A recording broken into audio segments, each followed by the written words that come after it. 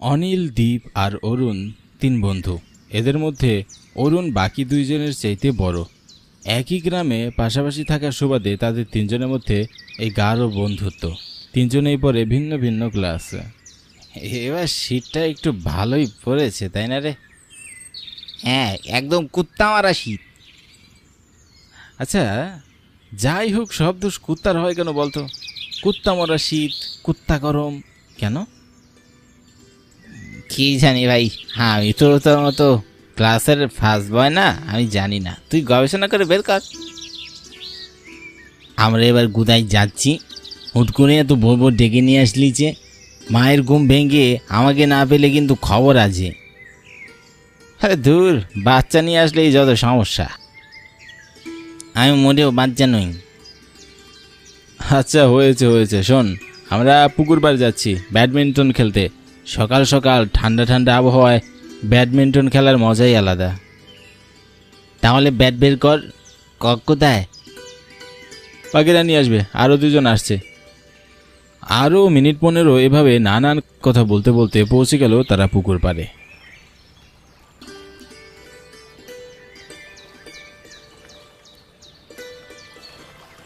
শীতে পুকুর পাড়ের পানি অনেকটাই শুকিয়ে গেছে।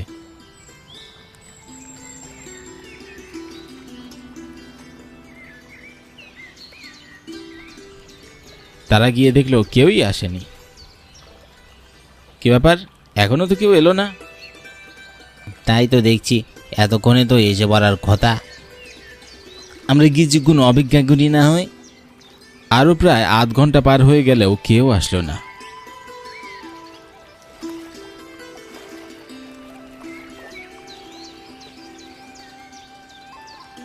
আমি চলে যাই, মা জানতে পারলে আমাকে মেরেই ফেলবে।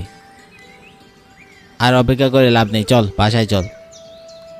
বাসার দিকে রওনা দিতে যাব, তখনই একটা বয়স্ক লোকের কণ্ঠস্বর আমাদের কানে আসলো। এত জলদি অধৈর্য হলে হবে? আর কিছুক্ষণ অপেক্ষা করো।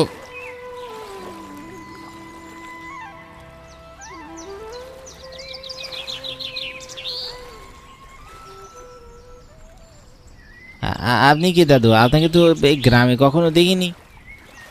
এই গ্রামে আগে কখনো আমি আসিনি, তাই দেখনি। কোথায় থাকেন আপনি? আমি যেখানে থাকি সেখানকার ঠিকানা কেউ চিনবে না। ভয় পেও না, আমার দ্বারা তোমাদের কোনো ক্ষতি হবে না, বরং উপকারী হবে। উপকার? কি উপকার? গুপ্তধনের সন্ধান দিতে পারি আমি তোমাদের। যা, সে আবার হয় নাকি? অবশ্যই হয় বাছা। আগের দিনের ধনী জমিদার অনেকেই তাদের গচ্ছিত ধন সম্পত্তি বাক্সে ভরে লুকিয়ে রাখত, আর সেটাই এখন গুপ্তধন। এখনো অনেক গুপ্তধনই এখানে সেখানে ছড়িয়ে ছিটিয়ে আছে, যার খোঁজ খবর সবার কাছে নেই। তুমি সব গুপ্তধনের খবর জানো? বয়স্ক লোকটি মৃদু হাসলো। তিনজন বৃদ্ধ লোকটির কথা পুরোপুরি বিশ্বাস করতে পারছে না, তবু কেমন যেন একটা রোমাঞ্চকর অনুভূতি হচ্ছে তাদের মধ্যে। এজন্য আগ্রহ নিয়ে তার কথা তারা শুনছে। না, সব গুপ্তধনের খবর তো জানি না, তবে এইখানে পুকুরের তলায় থাকা গুপ্তধনের খোঁজ অবশ্যই দিতে পারবো। কিন্তু আপনি আমাদের সেই গুপ্তধনের খোঁজ কেন দেবেন? তাতে আপনার লাভ কি? সেটা না হয় পরেই জানতে পারবে। তাহলে জলদি জলদি আমাদের সেই গুপ্তধনের খোঁজটা দিন, আমরা সেটা উদ্ধার করব। দিব, তার আগে তোমাদের তিনজনকে আলাদা আলাদা করে 3টি ধাঁধা ধরা হবে। যদি সেগুলো সঠিক উত্তর দিতে পারো তবেই তোমরা সেই গুপ্তধনের খোঁজ পাবে। একজনের ধাঁধার উত্তর আরেকজন দিতে পারবে না। এই লোকটি পাগল নয় তো? আরে হতে পারে, তবে তার বেশভূষাতে কেমন আগের দিনের মানুষের মতো লাগছে না? হতে পারে, তবে আমার তো বেশ এক্সাইটিং লাগছে রে, দেখি না কি হয়। আচ্ছা ঠিক আছে, চল। তবে তোমরা কি ঠিক করলে খেলবে এই খেলা? যদিও তোমরা ব্যাডমিন্টন খেলতে এসেছিলে, কিন্তু ব্যাডমিন্টন খেলার চাইতেও এটা কিন্তু কম মজার নয়। কিন্তু তুমি কি করে জানলে আমরা ব্যাডমিন্টন খেলতে এসেছিলাম? আমাদের কাছে ব্যাডমিন্টন খেলার তো কক ব্যাটটাও নেই। আমি আরও কিছু জানি যা তোমরা জানো না। তোমাদের আমি সবার চাইতে বেশি ভালোভাবে চিনি। কিন্তু আমরা ধাঁধার সঠিক উত্তর পারলে তো গুপ্তধন পাবো নাকি? কিন্তু যদি না পারি তখন কি হবে? তোমরা অদৃশ্য হয়ে যাবে, কেউ আর কোনোদিন তোমাদের খোঁজ পাবে না। তোমাদের আমার রাজ্যে নিয়ে যাব। তিনজনের মুখে বিদ্রুপের হাসি দেখা দিল। তাদের দেখে বোঝা যাচ্ছে তারা কেউ কথাটা বিশ্বাস করছে না, তবুও তারা রাজি হলো। হ্যাঁ ঠিক আছে, আমরা রাজি। তবে শুরু করি। আমার প্রথম ধাঁধা অরুণের জন্য। অগত্যা, এমন একটা জিনিসের নাম বলো যেটা কাটলে বড় হয়। কাটলে তো সব জিনিসই ছোট হয়, কাটলে বড় হয় এমন জিনিস কি হতে পারে? হঠাৎ তার চোখে পড়ল সামনে থাকা পুকুরের দিকে। আরে আরে, পুকুরই তো কাটা হয়, আর সেটা কাটলেই তো বড় হয়। সে ঝটপট উত্তর দিল, এই পুকুর কাটলে বড় হয়। বেশ, এবার পরের ধাঁধা অনিলের জন্য। হ্যাঁ ঠিক আছে। এমন একটা জিনিসের নাম বলো যেটার হাত পা নেই, তবু সেটা চলে, আর সেটা না থাকলে মানুষ অনাহারে মরে। আরে এটা তো খুব সহজ, টাকা। টাকার হাত পা নেই, তবু সেটা চলে, আর টাকার অভাবে মানুষ দিনের পর দিন না খেয়ে মরে, ফলে অনাহারে মরে। খুব ভালো, তুমিও সঠিক জবাব দিয়েছ। এবার শেষ ধাঁধা দীপকে। জি বলুন। কোন মাসে 28 দিন থাকে? দীপ মুখ ফুসকে বলতে নিয়েছিল ফেব্রুয়ারি মাসে, কিন্তু বলার আগে একটু থামলো। আসলেই কি প্রশ্নটা এত সহজ? সব মাসেই কমপক্ষে 28 দিন করে থাকে। তিনজনই এই ঘটনা নিজের চোখে দেখে হা হয়ে গেল।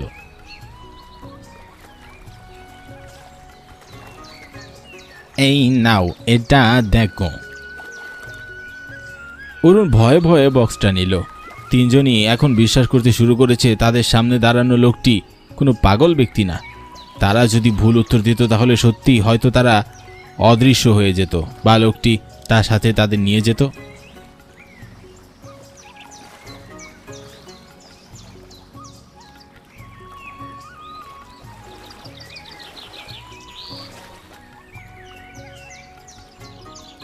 অভিশাপ, অভিশাপ, অভিশাপ। এই বক্স যেই খুলবে সেই গ্রামের পুরনো অভিশাপ বয়ে বেড়াবে।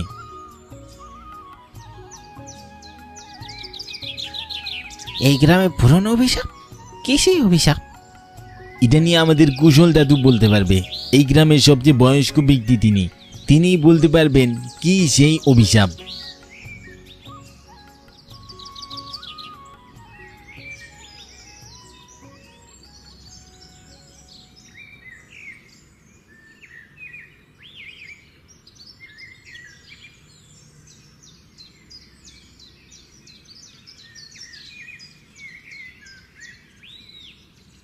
অভিশাপ? সে তো অনেক পুরনো কথা রে, সব কি আর মনে আছে? এই অভিশাপের কথা তোরা জানলি কি করে? বলুন না দাদু, কি হয়েছিল একটু মনে করার চেষ্টা করুন না। অনেক কাল আগে এক জমিদার ছিল, ধন সম্পত্তির প্রতি তার অগাধ লোভ। একদিন জমিদার মশাই ঠিক করলেন তার সব ধন সম্পত্তি রক্ষার জন্যে এক যজ্ঞ ঠিক করলেন। যোগ কি কুশল দাদু? বিশাল ধনরাশি থেকে রাখার জন্যে মাটির নিচে ঘরে একটা বাচ্চা ছেলেকে রাখা হয়। সেই বাচ্চা সেখানেই মারা যায়, কঙ্কাল হয়ে পড়ে থাকে ধন সম্পত্তির সাথে। এটা মানা হতো সেই বাচ্চা ছেলের আত্মা সেই সম্পত্তিকে পাহারা দেয়। তারপর কি হলো? জমিদার মশাই পেলেন জক? হ্যাঁ, এক বাচ্চা ছেলেকে আটকে রাখা হলো সেই ধন সম্পত্তির সাথে। বিষয়টা অনেকদিন যাবৎ চাপা পড়ে থাকলেও কি করে যেন সেটা পুরো গ্রামে ছড়িয়ে পড়ে। গ্রামবাসীরা কিছু করেনি? গ্রামবাসীদের রাগ গিয়ে পড়লো জমিদারের উপর। গণপিটুনিতে মারা পড়লেন জমিদার।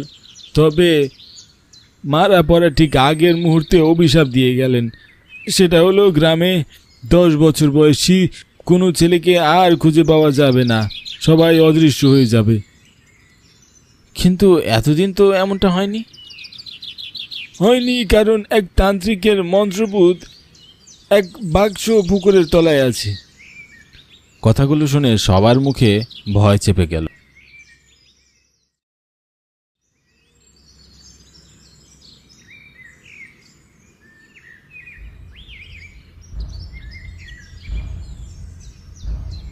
এই অনিল, উঠ, জলদি উঠ এখন। আজকে যাব না খেলতে। পাশের বাসার আবুকে খুঁজে পাওয়া যাচ্ছে না। কি? কখন কখন থেকে? কাল সন্ধ্যে থেকে নাকি পাওয়া যাচ্ছে না, আমি আজ সকালে জানতে পারলাম। হাবুর বয়স কত রে? আর কতই বা হবে, ওই তো 9 কিংবা 10। কথাটা বলতে গিয়ে অরুণ নিজেও চমকে ওঠে।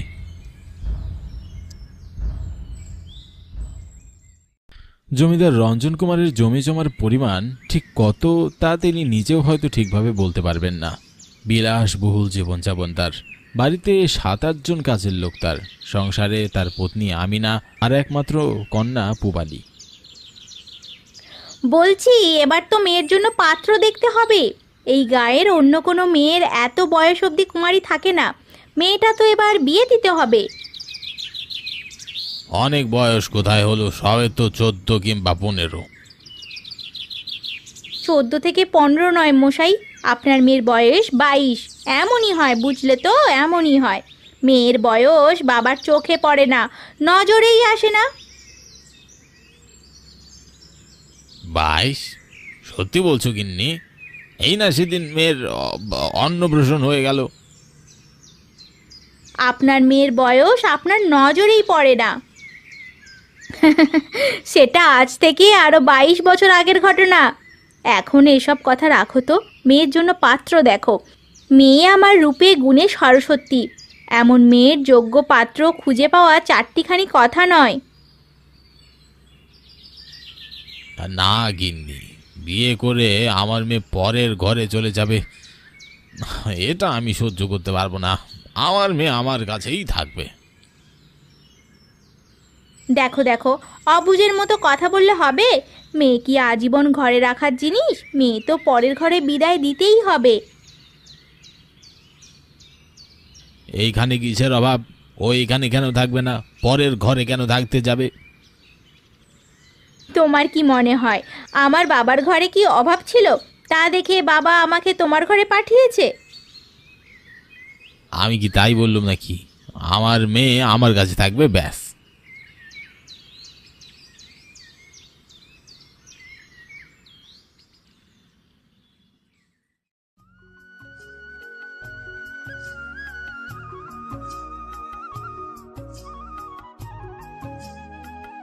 কি গো সখী, খুব বউ সাজার শখ বুঝি?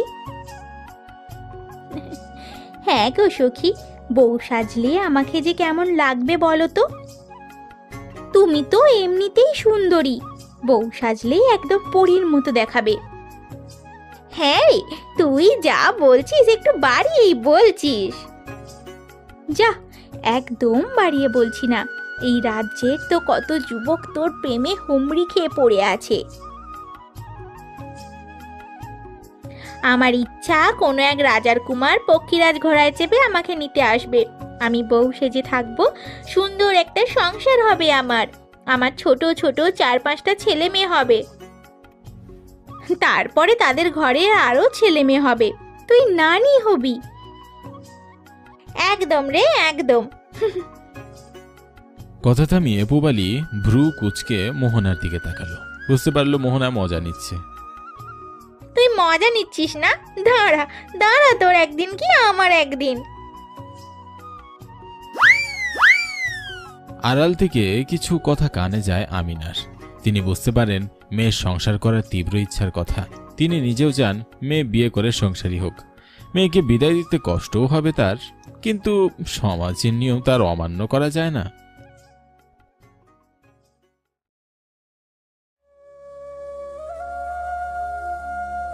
কিছু ভাবছেন? মেয়েটার ঘরের পালঙ্কটার অনেক বয়স হলো, ওই ঘরের পালঙ্কটা এবার পাল্টাতে হবে, পুরনো হয়ে গেছে। শুধু পালঙ্ক না, মেয়েটার বয়স হয়েছে, 25-এ পা রাখলো। এবার তো বিয়ের ব্যবস্থা করুন, অন্তত পাত্র দেখা তো শুরু করুন। যোগ্য পাত্র পেতে তো সময় লাগবে। আবারও সেই এক কথা, আমি বলেছি তো আমার মেয়ে কোথাও যাবে না, আমার মেয়ে চিরকাল আমার কাছেই থাকবে।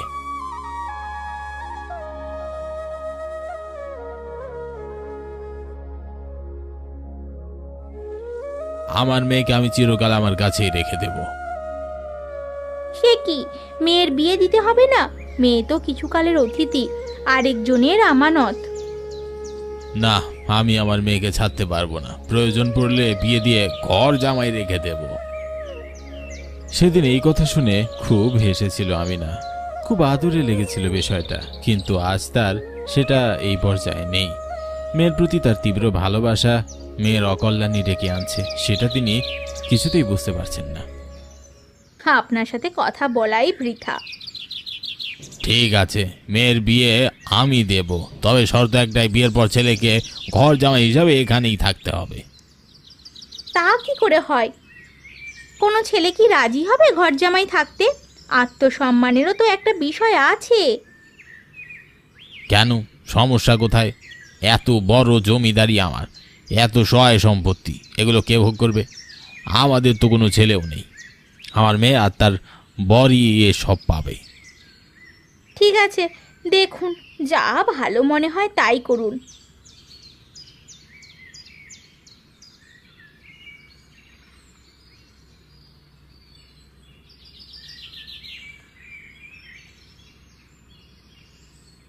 তুই কি শুনেছিস? জমিদার মশাই কি ঠিক করেছেন? হ্যাঁ শুনেছি, আমার জন্য পাত্র খোঁজা হচ্ছে। শর্ত একটাই, পাত্রকে ঘর জামাই হিসাবে এখানে থাকতে হবে। কিন্তু কোনো ছেলে কি পাওয়া যাবে যে কিনা ঘর জামাই হিসেবে থাকতে রাজি হবে?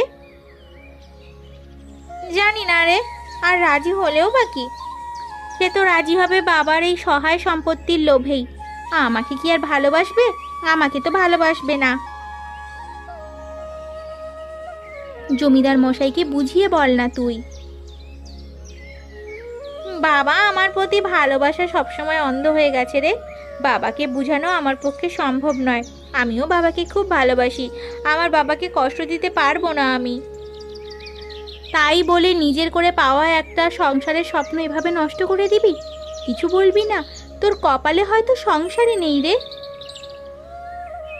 সেসব বাদ দে, তোর বাচ্চাটা কেমন আছে বল? কত বছর যেন হলো ওর? এই তো সবে 2 বছরে পা রাখলো। ওকে নিয়ে আসলি না কেন? ওর দাদির সাথে ছিল, আমি ভাবলাম তোর সাথে একটু দেখা করে আসি। তুই কখনো তোর ছেলেকে আমার সামনে আনিসনি। তুই কি ভাবিস আমি তোর সাজানো সংসার দেখে দীর্ঘ নিঃশ্বাস ফেলবো, কষ্ট পাবো? এ মা, ছি ছি ছি ছি, এ এমনটা মোটেও নয়। আমি কালকেই ওকে তোর কাছে নিয়ে আসবো। এভাবে আরও 2 বছর কেটে গেল। জমিদার বাড়িতে স্বয়ম্বর সভার আয়োজন করা হয়েছে।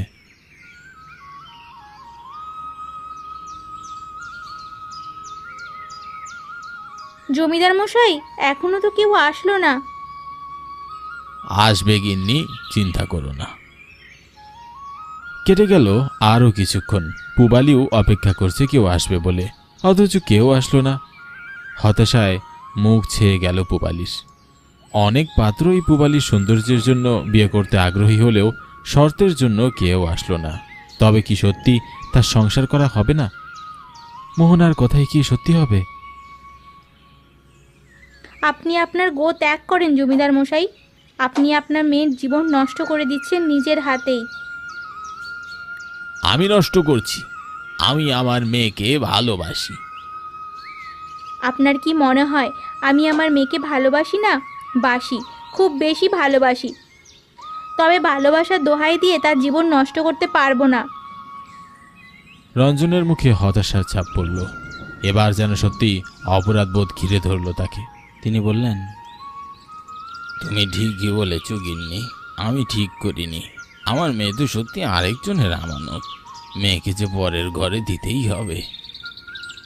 এবার পূর্বালীকে বিয়ে করলে জামাই ঘরে থাকতে হবে এমন শর্ত তুলে দিন। ঠিক আছে, তাই হবে। এবার আর কোনো শর্ত রইল না।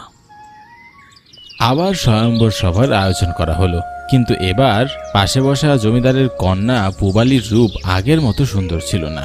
চিন্তায় হতাশায় খাওয়া দাওয়া ঠিকভাবে না করার জন্যে তার চোখের নিচে কালি পড়েছে, মুখে ব্রণ। এবার যে কজন পাত্র এসেছিল তারা কেউই পূবালীকে বিয়ে করতে আগ্রহী হলো না।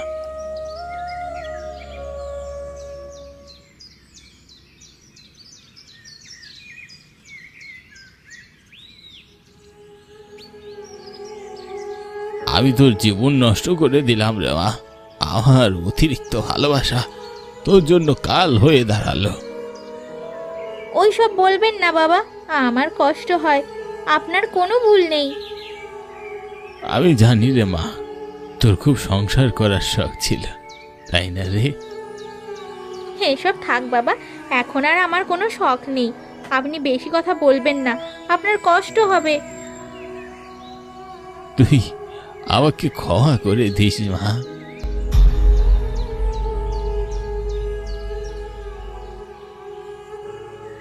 অস্পষ্ট ধীর কণ্ঠে পূবালী বলে, আমি আপনাকে ক্ষমা করতে পারবো না বাবা, ক্ষমা করতে পারবো না।